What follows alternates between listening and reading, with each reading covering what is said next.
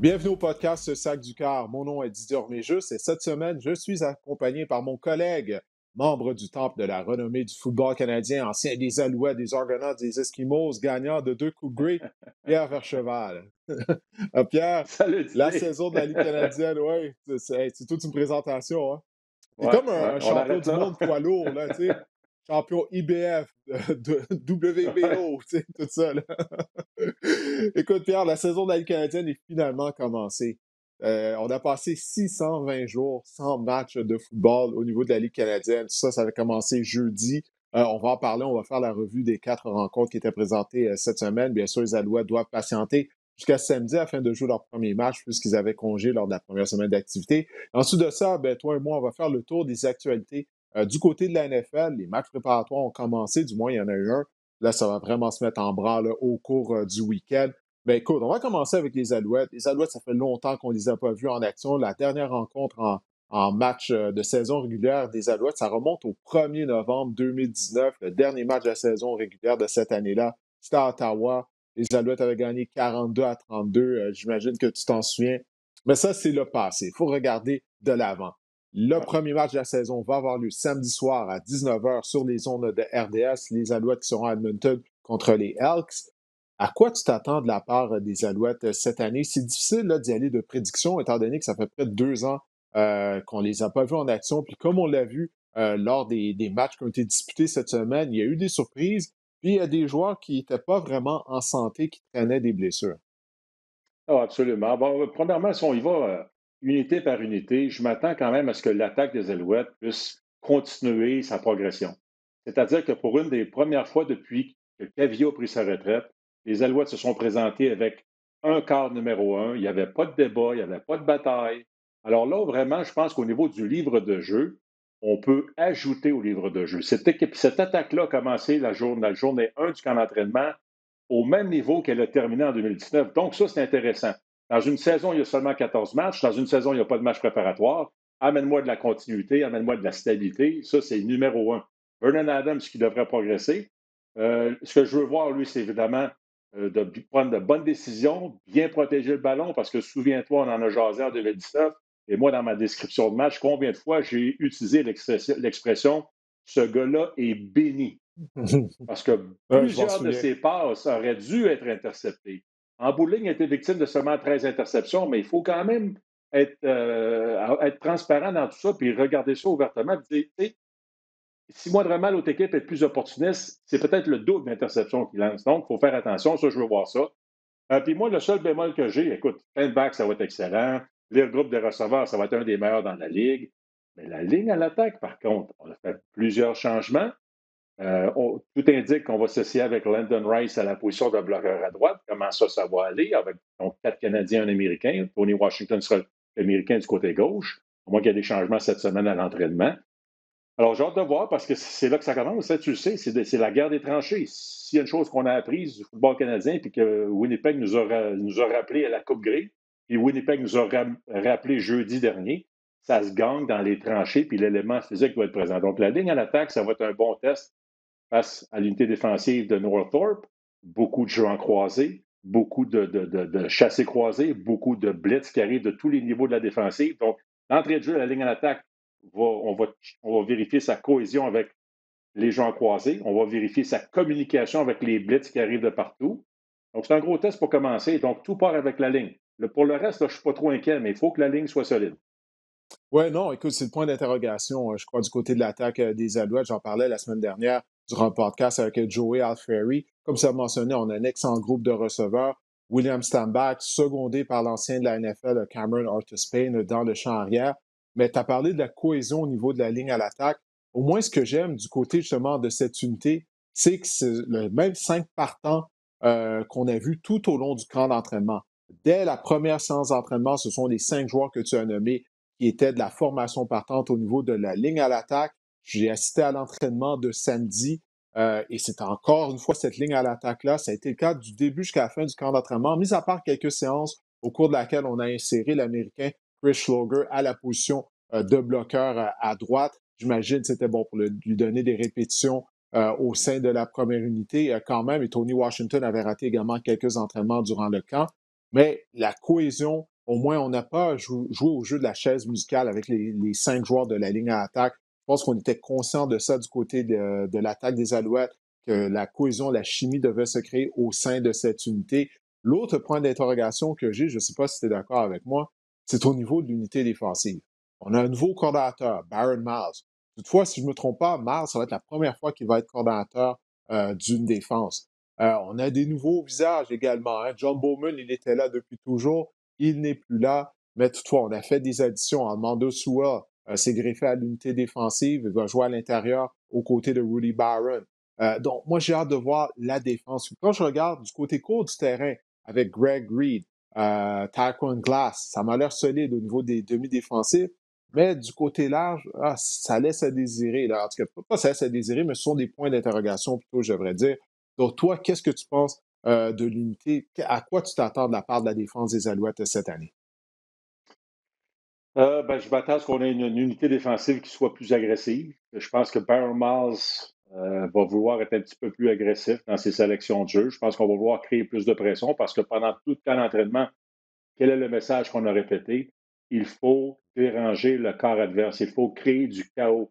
Il faut aller jouer dans la cour de l'autre équipe. Il faut pénétrer. Il faut avoir des sacs du corps, mettre de la pression, avoir des plaqués pour des pertes, créer des jeux négatifs. Donc, c'est quelque chose qu'on ne faisait pas assez en 2019. On a mis beaucoup d'emphase sur les signatures pendant le marché des joueurs autonomes avec Nick Usher et Armando Sewell, notamment les gars que tu nommais tantôt. J'ai hâte de voir. Écoute, c'est certain. Baron Mars, si moindrement l'unité défensive peut aller chercher un petit peu sa personnalité, de ses instincts. Dire de quoi Baron Mars, 66 interceptions dans les Canadiennes, 13 bottées bloquées dans les Canadiennes. C'était monsieur gros jeu, c'était monsieur revirement, c'était monsieur le gars Mm. qui crée le jeu, qui change l'allure d'un match. Ouais, ça serait-tu le fun d'avoir son unité défensive, avoir cette mentalité-là, être capable de faire ce genre de jeu-là? Je pense que c'est ce qu'on va vouloir créer. Ça va prendre évidemment, ça va prendre un peu plus de cohésion, ça va prendre de la chimie. C'est sûr qu'on ne pourra pas tout faire la semaine numéro un. Moi, ce que je veux voir la semaine numéro un, c'est pas compliqué d'idée. Surtout que les Alouettes n'ont pas joué. J'ai hâte de voir est-ce que le cardio va être là. Je prends juste l'exemple de la Mm. Saskatchewan contre les Lions. La Saskatchewan, en deuxième demi, là, il y avait plus de gaz dans le réservoir. Il était mort. Cardio, là, ça faisait dur. Ça a apparu dans le Ouais. match. Est-ce qu'on va réussir à les plaquer? Tu n'as pas de match préparatoire. Tu as de moins en moins d'entraînement avec des épaulières. Tu as rarement des plaqués dans un entraînement de football maintenant. La qualité des plaqués, j'ai hâte de voir ça. Évidemment, parce que surtout contre Edmonton, hein, des petites passes à gauche, à droite, suivies de verges après l'attraper, c'est la force de Trevor Harris et du système offensif d'Edmonton. Donc, la qualité des plaqués. Est-ce qu'on va pouvoir déranger, évidemment, Trevor Harris, ce qu'on n'a pas fait en 2019 dans le match éliminatoire? Alors, on a une chance de reprendre notre revanche, d'aller déranger Trevor Harris, mais c'est tout des. Dans le fond, ce que je te dis, c'est avant même de penser ou de parler de stratégie, j'ai hâte de voir si on va être capable d'au moins réaliser les éléments fondamentaux au football.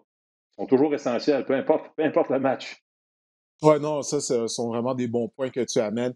Mais la condition physique, pour moi, c'est l'aspect numéro un là, que je vais observer au cours de la deuxième demi.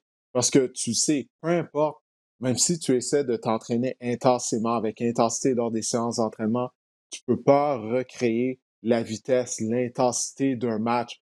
Tu te fatigues plus rapidement parce qu'il y a également le facteur nervosité. Là, ça fait peut-être 2 ans qu'ils n'ont pas joué un match. C'est normal d'être un peu nerveux, d'être anxieux, d'avoir hâte, mais ça t'épuise également. Alors que du côté d'Edmonton, on va avoir un match derrière la cravate. C'est juste un match, mais ça fait toute une différence, hein. Comme tu le sais, surtout avec le fait là, que ça fait très longtemps qu'on n'a pas joué. Donc ça va être quelque chose à surveiller. C'est pour ça que, d'une certaine façon, je mets la barre un peu basse. Je réduis mes attentes du côté des Alouettes lors de la première semaine d'activité. Je crois qu'ils sont désavantagés, étant donné que ça va être la deuxième semaine d'activité du côté de la Ligue canadienne, mais ça va être leur premier match. Avant le début du camp, bon, Vernon Adams, Carey Jones, ils nous ont dit qu'ils pensaient que ça allait être un avantage parce que Edmonton n'aura pas de bande vidéo sur eux. J'espère qu'ils ont raison. J'ai bien hâte de voir ça, mais si jamais les Alouettes manquent de gaz, je ne crois pas qu'on va pouvoir leur en vouloir. C'est même quelque chose qui est prévisible, mais on verra. Les Alouettes qui ont le don, du moins en 2019, ils ont eu le don de nous surprendre. Alors, on va voir si la tendance va se maintenir 2 ans plus tard. Du côté des unités spéciales, c'est la facette de jeu dont on n'a pas parlé. On a perdu, bon, on n'a pas perdu, on a échangé Boris Bédé aux Argonauts de Toronto. David Côté va s'occuper des bottées de précision. On a un joueur international, un Australien qui va y aller des bottées de dégagement. Moi, j'ai bien hâte de voir les performances de David Côté parce que tu sais, la qualité première qu'on recherche, je vais dire pour un botteur de précision, mais ça, c'est à toutes les positions, c'est la constance. Et durant le camp d'entraînement, il y avait cette bataille entre David Côté, Félix Ménard-Brière, et il manquait de constance, Pierre. Il y avait des journées où ce que les deux étaient excellents. Je me souviens d'une séance d'entraînement, les deux avaient réussi des placements sur une distance de 56 verges. Là, le lendemain ou 2 jours plus tard, bon, on ratait un placement, on en réussissait un autre. Donc, moi, je crois que ça va être quelque chose vraiment à surveiller, les performances de David Côté, mais également des unités spéciales en général. Qu'est-ce que tu en penses? Ouais. Ah, ben c'est majeur, absolument. Écoute, c'est une facette hyper importante dans le football à 3 essais, surtout encore plus en début de saison. Si jamais on tombe dans des séquences de 2 jeux et on doit immédiatement dégager, ou on n'est pas capable de finir le boulot dans la zone payante, puis il faut y aller pour un botté de précision. Alors, les jeunes botteurs vont être testés rapidement, mais c'est quand même gros, là. Botteur de dégagement, botteur de précision, spécialiste des longues remises, retourneur, bon, on verra qui sera là.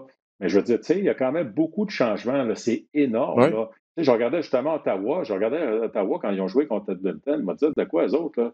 C'est le même botteur de dégagement, c'est le même botteur de précision, c'est le même spécialiste des longues remises depuis des années. Et c'est clairement un trio dominant, là. Puis ils ont fait la différence encore dans le match à Edmonton. Alors, les unités spéciales, c'est toujours important. Alors, effectivement, on va apprendre à découvrir des nouveaux joueurs. Puis Zema, ben, c'est intéressant parce que c'est le joueur international. Puis on sait que, bon, il faut en mettre un dans l'alignement. Et les Alouettes, je pense qu'ils ont eu du flair en faisant ça. C'est qu'ils ont dit, OK, on va le prendre en première ronde, un botteur de dégagement. Alors, il va être capable de nous aider. C'est un gars qui a toutes sortes de bottées, là, qui botte de toutes ouais, sortes il a de toute une façons, là. jambe, Fait que une ça. jambe puissante. Oh, oui, ouais, il est assez costaud aussi, là. Fait que non, ça va être intéressant. Puis, mais tout ça fait en sorte que pour la première fois depuis longtemps, les Alouettes vont commencer avec 2 botteurs parce que, tu sais, on a eu l'ère Terry Baker, Damon Duval, Boris Bédé, j'en oublie, là, mais Sean historiquement, White. les Alouettes, ouais, tu sais, historiquement, les Alouettes ont toujours aimé avoir seulement un botteur. Mais là, on va débuter avec 2. Fait que ça va être intéressant. Oui, en tout cas, j'ai bien hâte de voir ça, les unités spéciales en général, puisque, encore une fois, c'est la Ligue canadienne, football avec seulement 3 essais, les unités spéciales ont encore plus d'importance qu'au football à 4 essais. Alors ça va être une bataille à surveiller lors du match de samedi. Je vous le rappelle, ce sera présenté sur les ondes de RDS à 19 h. Les Alouettes qui seront à Edmonton contre les Elks. Il faut toujours que je fasse un effort pour ne pas dire l'ancien nom de l'équipe d'Edmonton, mais je suis sûr que on va se tromper à quelques reprises, au moins, durant la diffusion du match, j'ai l'impression. Mais écoute, t'en as parlé, hein? Des matchs là, qui étaient présentés au cours de la première semaine d'activité. La victoire des Blue Bombers de Winnipeg contre les Tiger Cats de Hamilton, tu as fait allusion à ça. C'était une victoire par la marque de 19-6 pour les champions en titre de la Coupe Grey. Ça faisait 620 jours qu'il n'y avait pas eu du football de la Ligue canadienne. Zach Collaros a complété 2 passes de toucher à Kenny Lawler. Brady Oliveira, porteur de ballon canadien, qui remplaçait Andrew Harris. Harris est ennuyé par une blessure au mollet depuis le début du camp d'entraînement. Il n'a pas joué. C'est pas grave. On avait un autre demi à l'attaque natif de Winnipeg. Oliveira a gagné 126 verges au sol. Dis-moi, qu'est-ce que tu as retenu, Pierre, de cette rencontre? Tu as fait allusion à ça. Les Bombers ont dominé au niveau de la guerre des tranchées. Oui, c'est ce que j'ai retenu. Puis, tu sais, je commence avec l'unité défensive. Souviens-toi, l'an passé, en match éliminatoire, ben, il y a 2 ans, je devrais dire, la saison dernière, ça va être plus simple de le dire comme ça. Euh, 14 points loués, 13 points loués, et rendu à la Coupe Grise, c'était 12 points loués. Qu'est-ce qu'on fait jeudi? On alloue 6 points. À un moment donné, ils vont commencer à faire des blanchissages, juste ça continue. On arrête le jeu au sol, on met de la pression sur le quart adverse, on crée des revirements. Donc, unité défensive, encore une fois, dominante. Du côté de l'attaque, bon jeu au sol. Jacques Collaros qui ne commet pas d'erreur, pas de revirement. On a bien débuté. Alors, on ne s'était pas dans le pied. Du côté de Winnipeg, on voyait une équipe mature, on voyait une équipe qui, clairement, il y a plusieurs vétérans qui sont de retour. Et eux aussi, ils sont partis comme si de rien n'était, là, finalement. Donc, Collaros, je l'ai trouvé excellent. Je pense que, lui, Ouais. dans ce rôle-là, de dire, regarde, grosse défense, bonnes unités spéciales, excellent jeu au sol, une ligne à l'attaque dominante. Regarde, moi, je n'ai pas trop à en faire là-dedans. Il était bon quand ça comptait. Il a fait le boulot avec quelques passes par-ci par-là, dont 2 passes de toucher, mais j'ai trouvé que, tu sais, la recette, hein, quand tu es l'équipe la moins punie, quand tu es l'équipe qui gagne la bataille des revirements, c'est toujours bon. Donc, Winnipeg, Mike O'Shea a bien préparé son équipe. Puis, en plus, premier match depuis 2 ans, tu lèves la bannière de champion de la Coupe Grey, le stade est plein. Ça, de quoi, là? Même si j'aime bien les Tiger Cats, c'était toute une commande d'aller là-bas et de Ouais. gagner un match de football. Là. Imaginez l'émotion du côté des Ben, Bombers. la Là. foule était gonflée à bloc, là. Les Bombers étaient gonflés à bloc. Non, non, je suis bien d'accord avec toi. C'est vraiment une lourde commande. Je pense pas qu'il y ait une équipe qui aurait gagné ce match-là à Winnipeg ce soir-là face aux Blue Bombers. Vendredi soir, il y a les Argonauts de Toronto qui ont défait les St. Peters de Calgary par la marque de 23-20. Surprise, c'est McLeod Bethel-Thompson, qui a été le carrière partant des Argonauts, eux qui avaient mis sous contrat Nick Arbuckle, ancien carrière réserviste des Stampeders. On voulait le jumeler avec Ryan Dinwiddie, qui est maintenant l'entraîneur-chef des Argonauts, qui était le collateur à l'attaque anciennement de Calgary. Mais Tal Thompson a connu tout un match, 354 verges par la passe, 2 passes de toucher, aucune interception. Qu'est-ce que tu as retenu de ce duel entre Toronto et Calgary? J'ai retenu que ce duel-là, il était samedi. Qu'est-ce que j'ai dit? J'ai dit vendredi? T'as dit vendredi Ouais. soir. Ouais, j'ai sauté un match. On va y revenner. Ouais, j'ai sauté le match entre les Lions et les Riders. Fait que Ouais. j'ai dit, il me lance sur le balcon, puis il va voir si je suis en train d'écouter. Là, fait que tu vois, j'ai Ouais, passé le test, c'est je voulu, t'écoutais. Pierre, c'est voulu. Exact, ouais, ouais.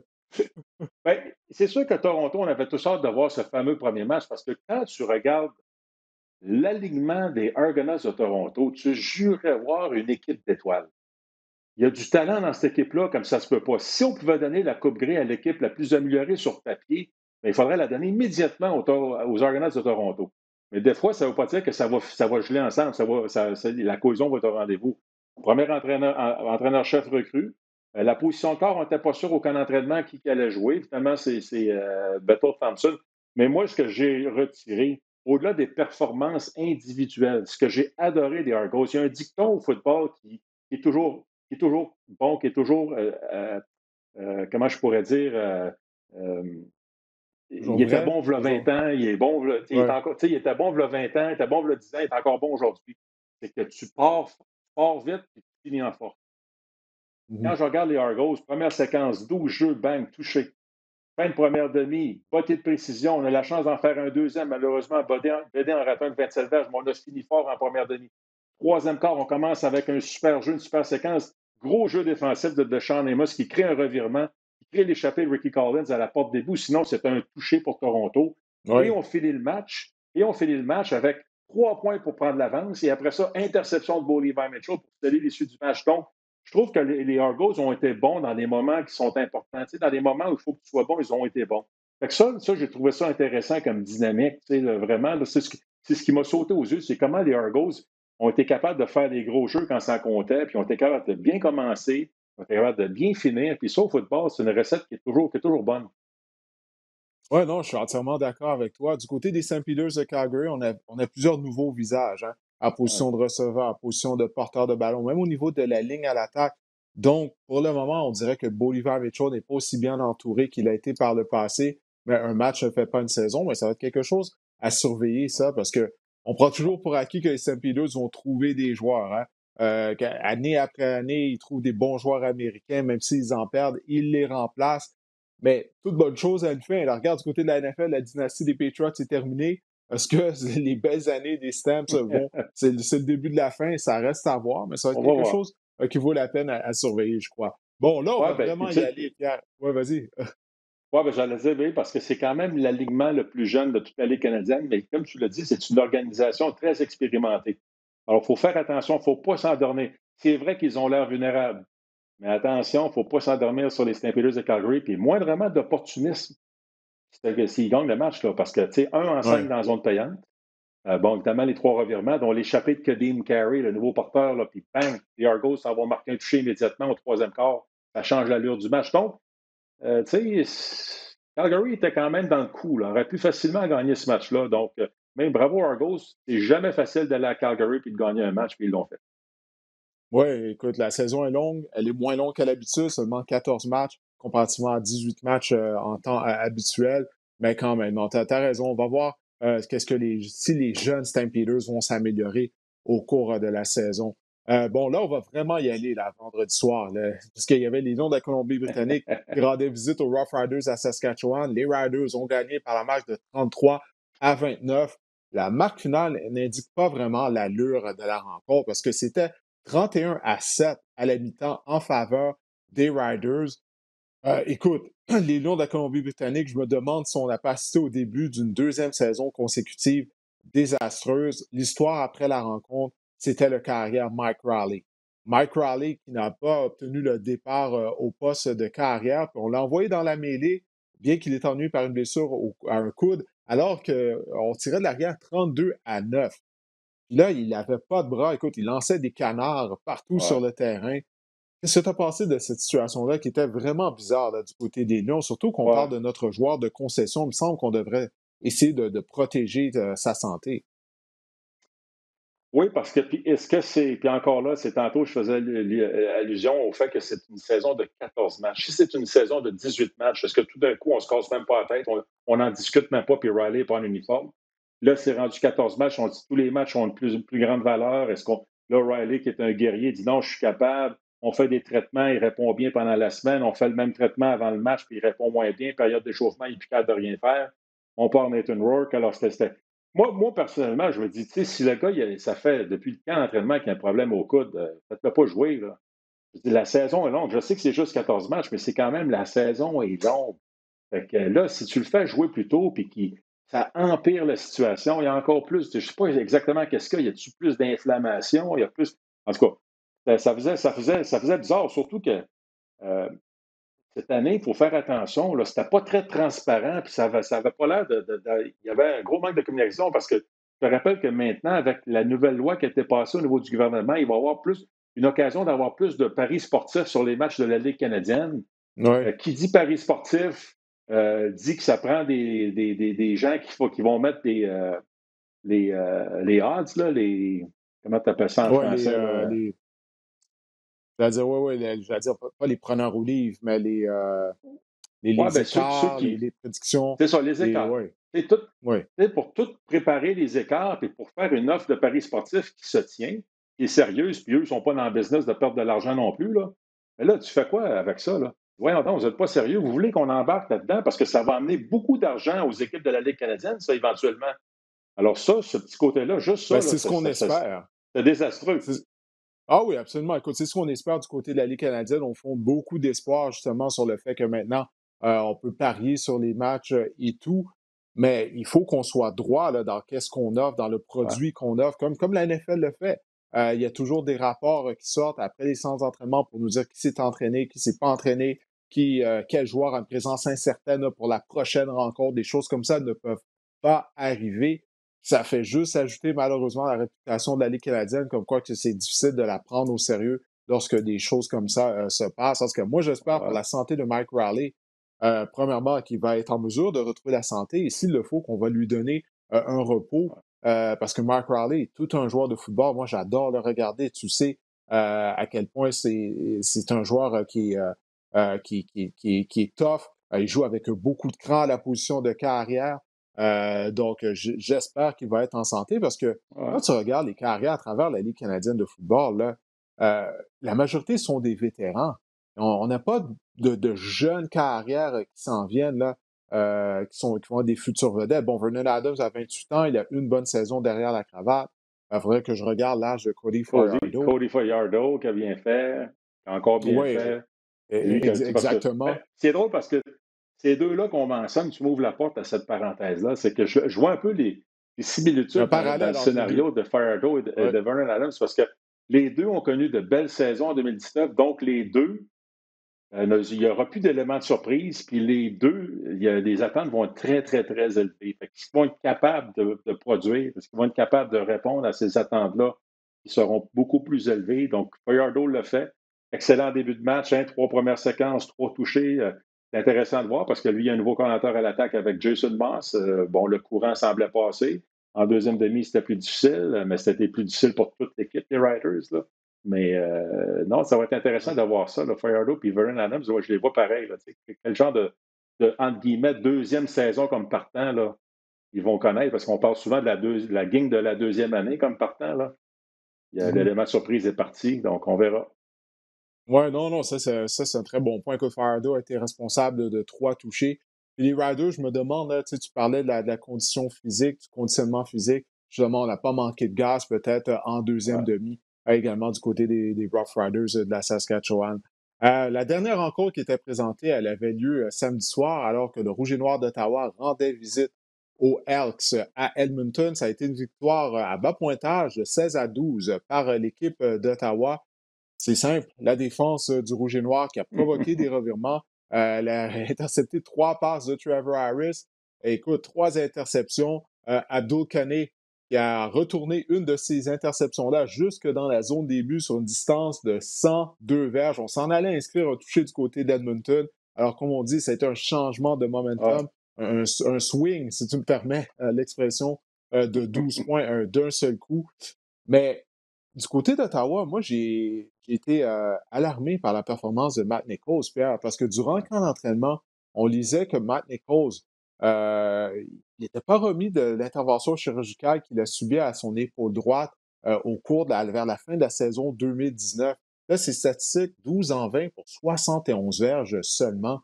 Alors, écoute, qu'est-ce que tu as retenu de cette rencontre et est-ce que tu t'inquiètes de la part du carrière pour le carrière partant d'Ottawa? Ouais, c'est inquiétant. C'est un peu le même scénario que Michael Riley. Là. Tu ne veux pas que les gars commencent la saison déjà amochés. Puis c'est pendant la saison, après ça, c'est dur de récupérer, puis c'est dur d'avoir du repos. Puis oui, il va y avoir éventuellement des semaines de congé, mais quand même, tu commences la saison, tu as déjà mal au bras, tu as déjà mal à l'épaule. Ça Mm. paraissait dans ses passes. C'était très mou, manquait de vélocité, les ballons arrivaient en retard, donc c'est toujours très dangereux. Mais j'ai l'impression, ben pas j'ai l'impression, de la façon dont je vois ça, moi je vois ça, oui, c'est alarmant pour plusieurs raisons. Alarmant parce que tu dis, si Nichols, il faut qu'il joue de même pour un bout, ça va être difficile. Puis alarmant parce que ça veut dire que Paul Lapolice se dit, j'aime mieux Matt Nichols comme ça que Dominic Davis à 100%. Fait que Ouais. moi, je pense que la décision, c'est qu'au football, on dit souvent qu'il faut gagner au moins 2 unités sur 3 pour se donner une chance. On a gagné en défense, on a gagné ces unités spéciales. Et Matt Nichols, même si c'était très difficile, pas de revirement. Et ça, Mhm. c'est ce qu'on avait besoin à la position de quart. Parce que souviens-toi, en 2019, en 2019, les carrières du Rouge et Noir, c'était des machines à revirement. Entre les trois ensemble, les trois partants, là, il y avait Ouais. Jennings, Arndt et puis, Davis, Dominic évidemment, Davis. Davis, c'était 27 interceptions, plusieurs échappées. Fait que Paul Lapolice s'est dit, garde, Matt Nichols, je le connais. Il va faire mon bon vieux gestionnaire de match. Je sais qu'il va protéger le ballon.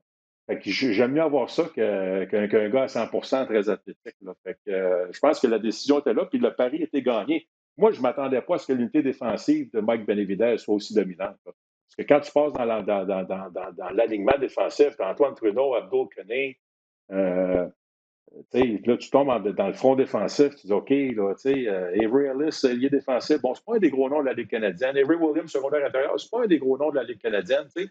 Fait que il n'y a pas des superstars, là. Cleon Lang, un des plaqueurs canadiens qui est dominant. Ouais, Fait l'ancien que, des Argos, ouais. fait que moi, je m'attendais pas à avoir ça, mais encore là, je dis ça, mais ils ont quand même alloué 450 verges aux Esquimaux, là. Les Esquimaux ont eu le ballon 36 minutes, mais c'est Ce les sont les trois revirements, Pierre, interceptions dont et, une et retournée pour le un fait touché. ouais. Fait que 3 revirements, puis les Esquimaux 0-3 dans la zone payante. Tu sais, fait que, encore là, je vais dire bravo à la défensive. Ils ont fait des gros jeux, ils ont été bons dans la zone payante, ils ont fermé la porte. C'est ça qui a fait la différence, mais c'est pas comme s'ils avaient tout arrêté non, chez les Esquimaux. Fait que c'est ça la recette. Défense, unité spéciale, protège le ballon, un petit peu de jeu au sol. Ben, c'était anémique, là. Je regardais ça. Tu sais, pas de jeu au sol, 5 sacs du corps alloués, 11 verges par la passe. Ligne à l'attaque qui Alors, en s'est fait attaque, là, ça faisait malmener, dur, là. ouais. Ah ouais. Non, non, Et ça faisait ils dur n'étaient du pas côté de capables de l'attaque. ramasser les gens croisés des Esquimaux. Tu sais, fait que c'est un peu. Comment je pourrais dire? C'est un peu bizarre. Il faut pas. Tu sais, c'est une victoire, puis ils vont la prendre. Mais ils ont bien des choses à travailler du côté d'Ottawa. Ouais, ben écoute, comme les autres formations dont on vient de parler, là, c'est un match ne fait pas une saison. On va voir qu'est-ce que ça va donner, mais du côté de l'attaque, oui, c'était pas beau à voir, ça, il n'y a aucun doute là-dessus. Là, les chiffres ne mentent pas. Ottawa qui a congé cette semaine, c'est l'équipe qui a congé, alors peut-être justement on sera en mesure, durant la semaine de congé, de réajuster le tir du côté de l'attaque. Parce que moi, j'avais hâte de voir l'attaque de Paul Lapolice. Elle était tellement Ouais. diversifiée à Winnipeg, mais c'est sûr, bon, on n'a pas le même personnel peut-être qu'on avait. On n'a pas un Ouais. Chris Traveler, mais peut-être que Dominic Davis pourrait jouer le rôle de Chris Ouais. Traveler éventuellement. Fait que, ça reste à voir, mais au Et moins ça, Ottawa. à commencer la saison avec une Ouais, victoire. c'est ça que je faisais à la blague pendant le match, pendant la description. Tu sais, quand on a fait le match Ottawa-Edmonton, c'est qu'on parlait de Paul Lapolice qui amène ses façons de faire, qui amène son système offensif, qui amène un quart Matt Nichols, qui amène Timothy Flanders, un porteur de ballon, qui amène Daniel Peterman, un receveur de passe. Donc, il amène des gens qui connaissent son système. Et moi, tout ça, à la blague, j'ai dit la seule affaire, par contre, qui est plate pour Paul Lapolice, c'est qu'il n'a pas été en mesure d'amener la ligne à l'attaque des Bombers avec lui. Non, c'est ça. Malheureusement. Mais on va voir, écoute. Comme je le disais, on va voir s'ils vont pouvoir profiter de la semaine de congé. Écoute, on va se tourner maintenant du côté de la NFL, de la Ligue nationale de football. Il y avait un match préparatoire jeudi dernier entre les Cowboys et les Steelers. Écoute, moi, je ne sais pas pour toi, mais il y avait du vrai football qui jouait, des matchs de saison régulière en même temps du côté de la Ligue canadienne. Alors, j'ai pas porté attention à cette rencontre-là. Vendredi matin, Ouais, j'avais moi non regardé plus. les faits saillants quand même, là, juste pour voir si j'avais pas manqué quelque chose. Mais finalement, pas manqué grand-chose, Pierre. La sage décision, c'était d'écouter le match entre Hamilton et Winnipeg. Toutefois, au cours du week-end, on a intronisé des nouveaux joueurs. En fait, deux classes de joueurs au Temple de la Renommée. La classe de 2020, étant donné qu'on n'avait pas pu faire d'intronisation en raison de la pandémie l'année dernière, et la classe de 2021. Donc, tout ça, ça fait en sorte qu'il y a 20 personnes d'un seul coup qui ont été intronisées au temple de la renommée du football américain, notamment Peyton Manning, Charles Woodson. Dis-moi, est-ce qu'il y a un des intronisés qui t'a le plus marqué, soit par son discours ou par la carrière qu'il a connue? Ah, c'est dur d'en choisir seulement un. C'est sûr, Peyton Manning, moi, autant je ne l'appréciais pas en début de carrière, je le trouvais un peu chialeux. Il avait l'air du gars que c'était jamais sa faute. Quand on a appris Ben, à le connaître, il était quand il a pris de Charleux, la ouais. maturité, les deux Super Bowls avec deux équipes différentes. Mais moi, il m'a fait découvrir tout le travail à la ligne, à la ligne d'engagement. Tous ces signaux, ces discours, tous ces mots codes, toute son opération à la ligne d'engagement, c'est quelque chose, je trouve qu'il a ouvert quelque chose. Il a fait découvrir cette facette du jeu aux spectateurs, puis là, on a commencé à mettre des micros, puis on a commencé à en plus en parler. Fait que ça, j'aime ça. Dans son discours, écoute, tu vois que ce gars-là, il est passionné de football, puis il est très respectueux du Ouais, football. Tu sais, je veux dire, côté historique, tout ça, très respectueux, puis tu sais, il dit, je veux amener le football, puis c'est ensemble qu'il faut amener le football à un autre niveau, puis il faut protéger ce sport-là. Fait que moi, j'ai adoré ce côté-là. Mais c'est certain que j'ai un petit côté spécial aussi pour Steve Hutchinson et Alan Fenneca. Parce ah, que les deux deux joueurs gros de ligne à gardes. l'attaque, tu comprends? Deux joueurs de ligne à l'attaque, deux gardes, et deux gardes qui est excellent pour faire le bloc en puissance. Moi, j'étais garde, je n'étais pas aussi gros qu'eux autres, je n'étais pas aussi puissant qu'eux autres, mais pour moi, c'était mon jeu favori. Quand tu décroches puis tu t'en vas bloquer de l'autre bord de la ligne à l'attaque un secondaire ou un petit joueur, en tout cas, j'ai toujours apprécié ces blocs-là. Fait que ça, j'étais le fun. Et une petite mention, juste Steve Sable, qui est intronisé dans une catégorie pour sa contribution au sport. Steve Sable, son père Monsieur Ed Sable, NFL c'est lui qui a Film. parti Ouais. NFL Film. Y a-tu un sport qui a trouvé la plus belle façon de nous amener à l'intérieur de son sport avec toutes les bandes vidéo, les micros partout, les caméras partout? Alors moi, écoute, NFL Films, là, c'est du bonbon, je trouve, à chaque fois qu'ils font des reportages ou des moments historiques ou des conquêtes de Super Bowl, puis Les les documentaires. reportages, c'est... En tout cas, moi, je pense que ça, c'était une façon extraordinaire de vendre le football puis de faire découvrir le football, c'est de voir tout le côté humain derrière ce jeu-là. Là. Moi, en tout cas, pour ça, je tenais à dire, tu sais, Steve Sable, pour moi aussi, là, parce qu'il était dans la catégorie de ceux qui ont contribué, là. Mais pour moi, c'était un nom que je respectais beaucoup. Écoute, moi aussi, Pierre. Steve Sable, je me souviens lorsque j'étais jeune, puis je regardais les vidéos de NFL Films, c'est tout le temps lui qui faisait la présentation, était assis dans le bureau avec plein de bandes vidéo, entouré de plein de bandes vidéo. Puis là, il nous parlait, bon, voici ce qu'on a pour vous aujourd'hui et tout. Puis je me souviens que j'avais un de mes amis qui avait en cassette VHS à l'époque, là, pour dire comment ça fait longtemps, qui y en avait quelques-unes justement là, de ces vidéos-là là, de NFL Films. Puis, écoute, lorsque je revenais de l'école, puis j'étais au secondaire, j'écoutais ça continuellement. J'écoutais Fresh Prince of Bel-Air de Simpson, puis la cassette VHS de NFL Films continuellement. Je connaissais la narration par cœur. C'est les La images, la musique beauté est des images, la façon exceptionnelle. dont c'est filmé, ouais, la musique, tout ça. La NFL ne serait pas qu'est-ce qu'elle est en ce moment sans Ed et Steve Sable. Ça, il n'y a aucun doute là-dessus. Écoute, même il y a Ouais. quoi? Il y a 2 semaines, en compagnie d'Éric Leblanc du site web rds.ca, on a interviewé Takouli. Takouli, c'est un demi à l'attaque japonais qui a fait l'équipe des Alouettes. Puis on lui a demandé comment tu as fait pour commencer à jouer au football. Puis une des premières choses qu'il a mentionné, c'était NFL Films. Il a vu des reportages de NFL Films lorsqu'il était jeune, puis ça lui a donné le goût de jouer au football. Puis il y a des milliers de jeunes hommes ou de jeunes femmes qui ont vu NFL Films, ça leur a donné le goût de jouer au football. Donc ça, c'est un bon point que tu Ouais, amènes à la contribution de Steve Sable. Moi, je vais ouais. y aller avec Charles Woodson. Pourquoi? Moi, j'ai un attachement à Charles Woodson. Parce que la première fois que j'ai vu Charles Woodson jouer au football, OK, c'était lorsqu'il jouait à Michigan. C'était à l'automne 1997. C'était le match Michigan contre Ohio State au Michigan Stadium. C'était le premier match de football universitaire américain auquel j'assistais en personne. Et lors de cette rencontre, Charles Woodson avait retourné un botté de dégagement pour un toucher. Ça avait permis aux Wolverines de s'assurer d'aller au Rose Bowl et par la suite de gagner le championnat national, mais ça lui avait surtout permis de s'assurer de gagner le trophée Heisman. Et qui était un autre des finalistes au trophée Heisman cette année-là? Est-ce que tu t'en souviens? C'était Peyton Manning. Il y avait Peyton Manning Oh, et Randy Moss. C'était toute une classe pour le trophée Heisman cette année-là. Et il y avait Ryan Leaf également, si je me souviens bien. Et de cette façon-là, Peyton Manning et Charles Woodson, c'est comme s'ils ont toujours été liés ensemble depuis la remise du trophée Heisman où Woodson l'avait remporté à la place de Peyton Manning. Et ils ont eu d'excellentes carrières et là, ils se sont retrouvés à être intronisés au temple de la renommée la même année. Alors, moi, j'ai toujours apprécié Charles Woodson, un joueur polyvalent en position de demi-coin, position de maraudeur, connu de bons moments avec les Raiders, ensuite de ça avec les Packers, avec qui il a gagné un Super Bowl. Alors, je alors, tenais à alors souligner l'intronisation de Woodson. Oui. si je comprends bien, Didier, si je te vois arriver sur un plateau RDS avec ton petit foulard, ton ascot, ça sera Ouais, pour honorer Charles Woodson. ouais, tu sauras qui j'essaie d'honorer. Par contre, ça, je suis pas un fan du Ascot, mais bon, c'est son style à lui. Mais Oui. écoute, il était tout un joueur de football. Il était tout un joueur de football à l'Université de Michigan. Puis tout ça, ça s'est transporté dans la NFL maintenant jusqu'au temple de la renommée. On continue les actualités de la NFL. Il y a le Québécois Laurent Duvernay-Tardif qui est blessé à la main droite, Pierre.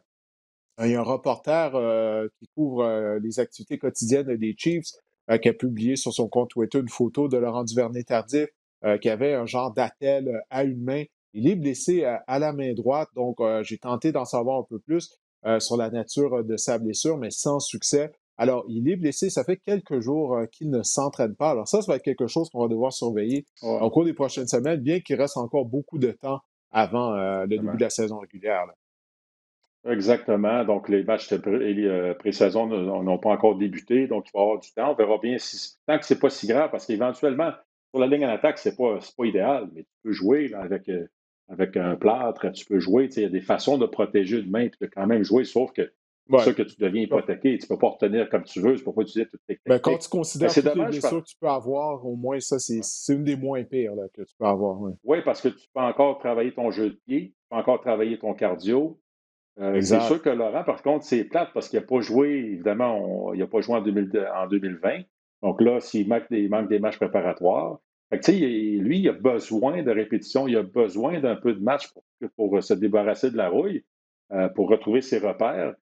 Puis de la façon que je comprends aussi, bon, ben, les Chiefs, évidemment, c'était la mission numéro un, là, renflouer le talent dans la ligne à l'attaque. Puis il y a peut-être j'ai rarement vu une équipe mettre autant d'efforts et réussir. Là. On va dire de quoi il y a une méchante compétition là, à la ligne à l'attaque chez les Chiefs. Il y a beaucoup de talent. Fait que, je ne sais pas si on fait des expériences. Je pense que Laurent il jouait avec la deuxième unité pour l'instant. Mais, ça, des fois, ça ne veut rien dire. Alors, on ne sait pas trop c'est quoi le plan. Mais tout ça pour dire, regarde, lui, je pense qu'il a besoin de pratiquer. Il a besoin de jouer un peu dans les matchs préparatoires. Donc, on va souhaiter que sa blessure, ben, ça va récupérer rapidement. C'est rien de trop grave. Oui, souhaitons-le, là, parce qu'on aimerait ça le revoir en uniforme, bien sûr, au début de la saison. Puis, lors de la première semaine d'activité, les Chiefs qui vont recevoir les Browns de Cleveland, une reprise du match éliminatoire de l'hiver dernier. Alors ça sera tout un rendez-vous. Alors, j'espère qu'il sera remis de cette blessure. Maintenant, du côté des Texans de Houston, il y a une situation qui est vraiment bizarre, Pierre. Je parle bien sûr de la situation avec la carrière de Sean Watson. Je disais aujourd'hui là, qu'il était de retour à l'entraînement. Il s'était présenté au camp d'entraînement. Bon, naturellement, il ne voulait pas être mis à l'amende à tous les jours. On parle d'une somme de 50 000 tous les jours manqués du camp d'entraînement. Ainsi, il a un gros contrat, mais il a ses frais d'avocat également qu'il doit payer. Donc, ça, ça s'accumule rapidement, tout ça. Alors, bon, Deshaun Watson, je te pose la question, qu'est-ce que les Texans devraient faire avec lui? Parce que c'est vraiment bizarre. Là, il est au camp d'entraînement, il ne s'entraînait pas avec son équipe. Il a des accusations de 22 femmes qui l'accusent d'agression sexuelle ou de comportement inapproprié. Je me dis, il n'y a pas une équipe qui va vouloir compléter une Ouais. transaction pour l'amener dans leur ville, dans leur communauté. Je ne peux pas croire à ça. Non, moi aussi, je vois un peu les choses comme toi. Puis c'est un dossier qui est rempli d'incertitudes. Moi, j'ai l'impression qu'il n'y aura peut-être même pas de dénouement avant la fin de la saison. Moi, j'ai l'impression qu'il va être avec les Texans en 2021. Est-ce qu'il va jouer? Ça, c'est une autre question. Mais moi, je pense il risque d'être encore dans l'organisation. Quel sera son rôle? Est-ce qu'il va être partant? J'en doute parce qu'à quelque part, tu sais, à quelque part, la NFL va faire son enquête elle aussi. Puis s'il y a du vrai dans tout ce qu'on entend, ben, je ne peux pas croire que ce gars-là ne sera pas suspendu. Nick Casario, tu es directeur général de première année avec les Texans. Imagine là, s'il fallait que tu échanges de Sean Watson pour des peanuts, parce qu'on s'entend, les équipes qui vont en pêche de ce temps-ci, ils offrent des peanuts aux Texans. Là. Ils Ah vont ben oui, c'est voir, sûr, là. si les Texans disent oui. Fait, moi, je me dis que Casario, si je n'ai pas un bon deal, il n'y aura pas de deal. Je vais rester avec. Fait que là, c'est ça. Moi, j'ai Mais ça l'impression veut qu'il va être dire, encore dans l'organisation. mais c'est ça, mais par contre, ça voudrait dire, là, il faudrait que les Texans le payent son haut salaire pendant toute la saison sans le faire jouer. Tu sais, il y a cet aspect-là, c'est vraiment bizarre comme Ouais. situation. Puis tu parlais de la NFL. Euh, Comment ça, la NFL ne l'a pas placé sur la liste? J'oublie le nom de cette liste-là. Là. Tu sais, tu te souviens, La liste euh, d'exemption du commissaire, là.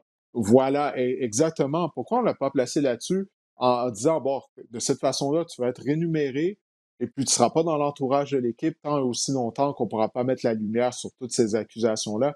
Il me semble que ça aurait dû être le scénario qu'on aurait dû utiliser du côté de la NFL. Est-ce que je me Ouais. trompe? Non, non, moi aussi, je vois la même chose. Apparemment que la NFL n'a pas accès à tous les dossiers présentement là, qui sont en cours.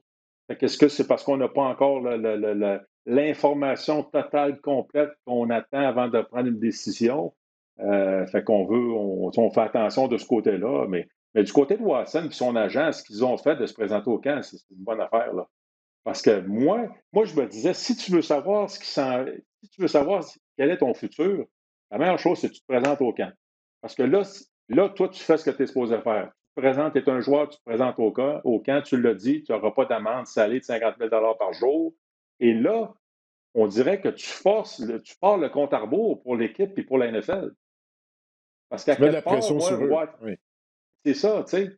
Je dis, moi, je rentre au camp, puis là, ça va être aux Texans de décider s'ils veulent m'avoir dans l'entourage ou pas, fait qu'ils vont m'échanger. Ou ça va être à la NFL de commencer tout de suite son enquête, puis de dire, regarde, parce que la meilleure façon qu'il se fasse échanger, c'est de savoir exactement c'est quoi son dossier. Si on sait que c'est 8 matchs, si on sait que c'est 10 matchs, si on sait que c'est une saison, ben là, on pourra peut-être l'échanger éventuellement. Mais moi, je pense que toutes les équipes attendent après ça, là. Qu'est-ce que la NFL va faire? Parce que la NFL va faire quelque chose. C'est pas vrai, là. C'est pas vrai que la Ouais. NFL, dans tout ça, ne fera absolument rien, là. Ben, je peux pas croire. Tu sais à quel point les relations publiques sont importantes pour la NFL. L'image est importante, des fois au détriment d'autres choses. Mais là, avec les accusations qu'il y a contre lui, je suis bien d'accord avec toi. Je peux pas croire que le 12 septembre, il va être sur le terrain et qu'il sera le carrière partant des Texans de Houston. Bref, j'ai bien hâte de voir le dénouement de toute cette affaire-là. Parce que souviens-toi, là, c'est dès que les Texans, la saison régulière des Texans s'est terminée, qu'on a commencé à parler de Sean Watson. Il ne voulait plus jouer à Houston, tout ça. Puis là, on se disait, bon, ils vont l'échanger. Puis là, il y a eu les accusations qui font en sorte que là, on est au camp d'entraînement. Il est toujours un membre de l'organisation de Houston. Mais Donc, en tout cas. au moins, il est quart, là. Au moins, il est quart, là. En début de camp, il était troisième maraudeur sur l'équipe d'entraînement. Ouais, puis ça, c'est complètement fou. Imagine-toi s'il s'était blessé. S'il s'était blessé, puis là, ils auraient été pris à le rémunérer. Bon, en même temps, je pense Ouais. que du Mais ça, côté ça des veut Texans, dire ils ne quoi? savaient pas quoi faire. Ils ne savaient pas quoi faire. Ben, ils ne savent pas quoi faire, puis non seulement ils se doutent bien de ce qui s'en vient, donc ils ne peuvent pas donner des répétitions avec la première unité de Sean Watson. Tu sais, je veux dire, Non, il puis il faut sera préparer les gars qui vont probablement pas jouer. là après. Ouais, non. Ben, c'est ça, tu sais, il risque d'être Mais, mais, suspendu, quelque chose qui va se mais- passer. ouais, non, c'est ça. Puis l'autre problème, tu sais, là, puis, OK, oui, il risque que quelque chose va se passer, comme tu dis, Mais quand est-ce que quelque chose va se passer? Parce que tu sais, le système judiciaire est très lent, c'est pas rapide, tout Ouais. ça, puis on parle de 22 accusations. Peut-être dans un an, toi et moi, là, on va avoir la même conversation qu'on a là. Qu'est-ce que les Texans doivent faire avec Deshaun Watson? Peut-être que ça sera même pas réglé. Bref, Ouais, une ouais. chose est Ben, certaine, les écoute, c'est Texans sûr. vont être très Ouais. mauvais cette année, là. C'est à peu près la seule chose que je suis certain dans ce dossier-là. Mais écoute, ben, si tu veux bien, on va changer de sujet. On va aller maintenant à New York. Les Giants, bon, leur camp d'entraînement, bien sûr, est en cours. Et aujourd'hui, on apprenait que Saquon Barkley a eu le feu vert afin de s'entraîner avec ses coéquipiers. On se souviendra qu'il s'était blessé tôt au cours de la saison 2020. Il avait subi une blessure à un genou qui avait mis fin à sa saison. Donc, il est de retour. Mais du côté des Giants de New York, déjà qu'on n'avait pas une excellente ligne à l'attaque, il y a deux joueurs qui ont annoncé leur retraite, deux joueurs de ligne à attaque qui ont annoncé leur retraite. Donc ça, c'est pas une bonne nouvelle pour Saquon et Daniel Jones, il me semble. Non, c'est ça. Puis, tu sais, c'est Quan Barkley, ben, je pense que là, il va recommencer à s'entraîner, mais bon, je pense qu'on va y aller de façon quand même assez prudente, là, parce qu'on lui, on veut qu'il soit prêt pour le match le 12 septembre, le premier match de la semaine numéro 1. Là.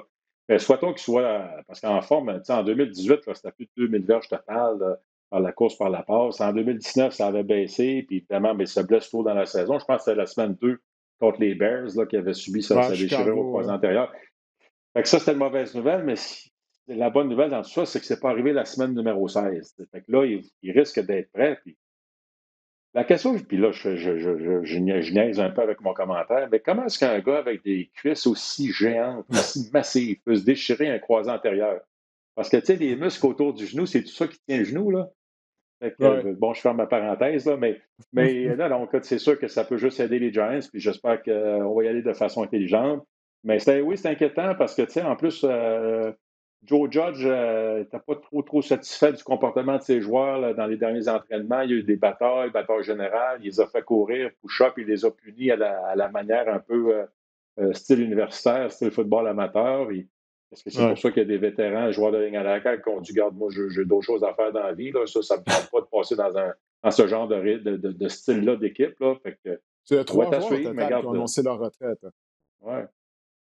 Ouais, non, c'est ça, tu sais. Fait que, bon, pour quand tu es une recrue, quand tu es un jeune joueur, regarde, le coach te dit fonce dans le mur, tu vas aller foncer dans le mur. Mais des fois, des vétérans qui ont vu d'autres choses, qui ont vu d'autres styles, qui sont peut-être plus à l'aise financièrement, puis qui se disent bon, ben, finalement, je n'étais pas sûr si je voulais jouer une dernière année, je vais le faire, puis là, rendu au camp, tu vois tout ça, tu te dis, ah, non, là, je passe à un autre appel. Fait que c'est probablement ça qui est arrivé.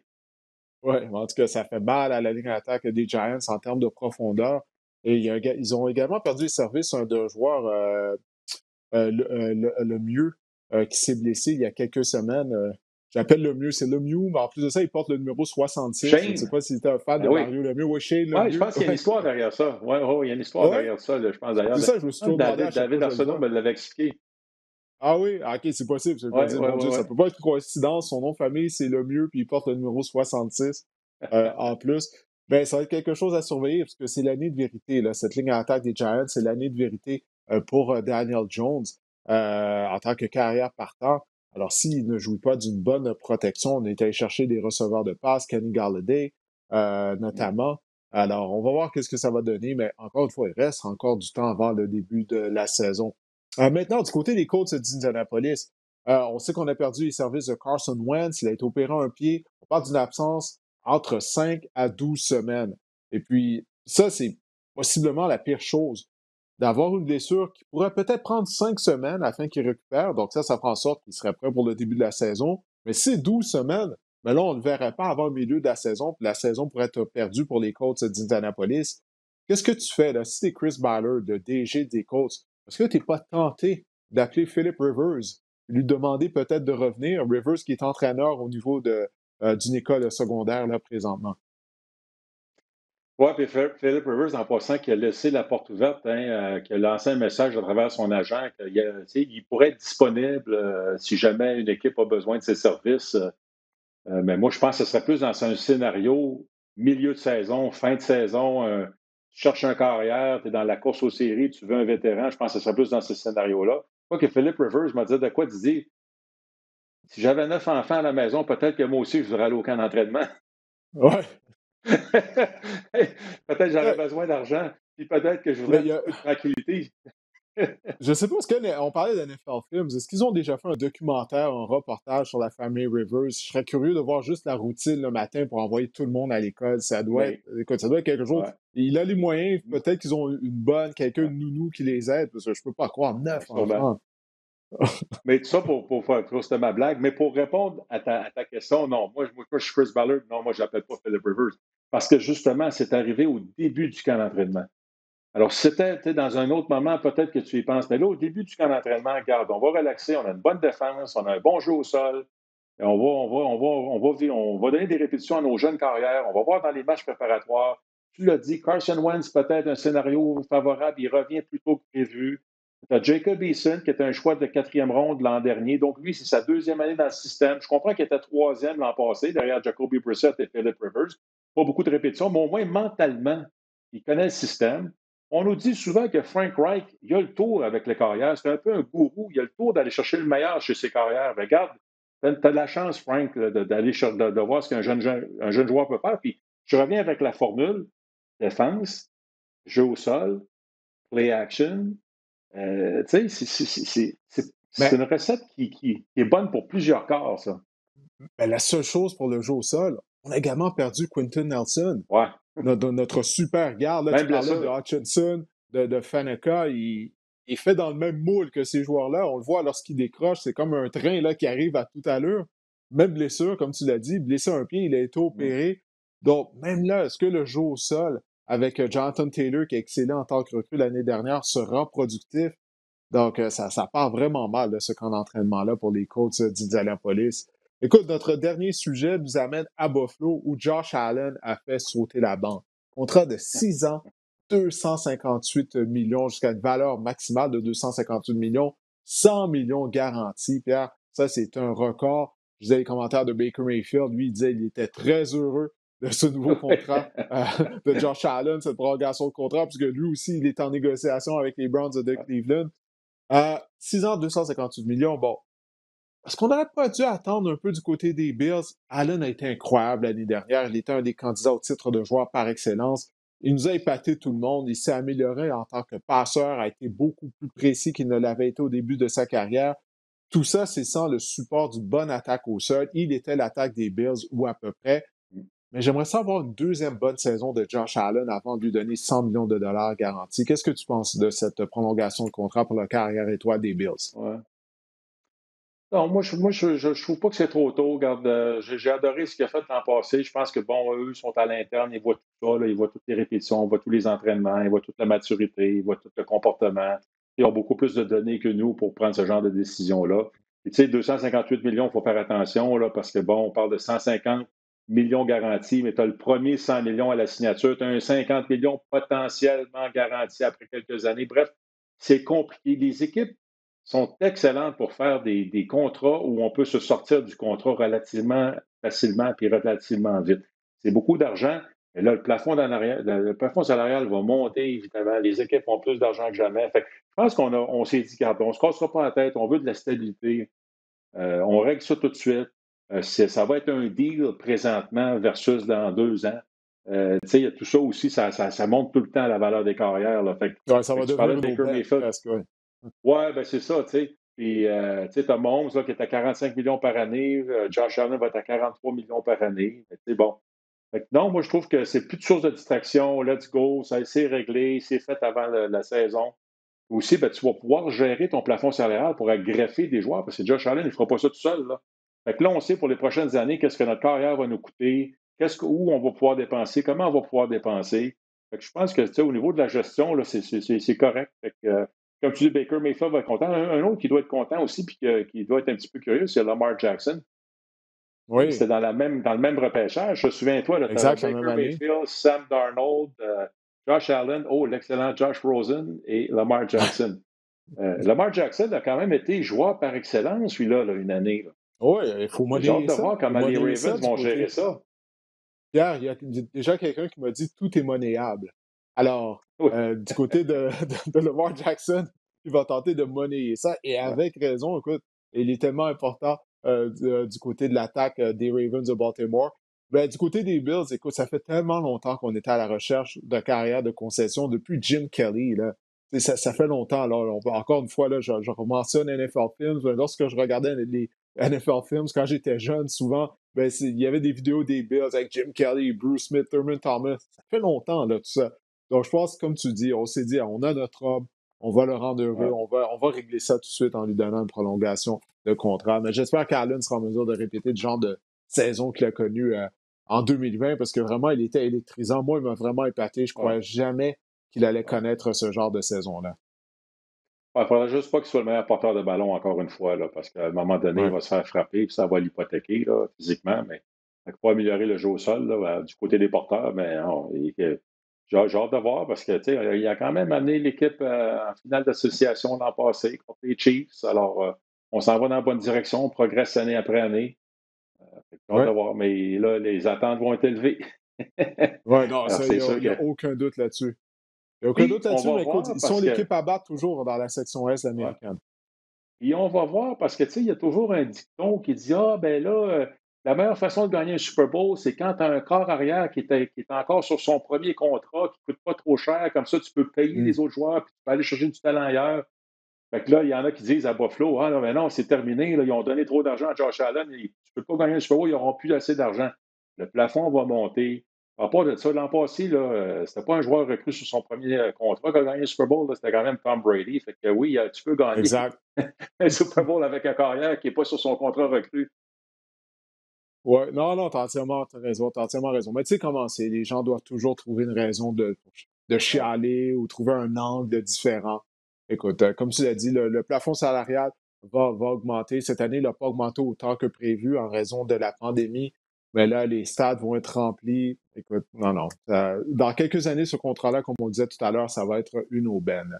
Ben, écoute, Pierre, on a fait le tour alors de cet épisode, oui, du podcast Le Sac du Cœur. La semaine prochaine, ben, on va finalement pouvoir décortiquer, analyser un match des Alouettes, pas juste des séances d'entraînement, pas juste des matchs intra-équipe.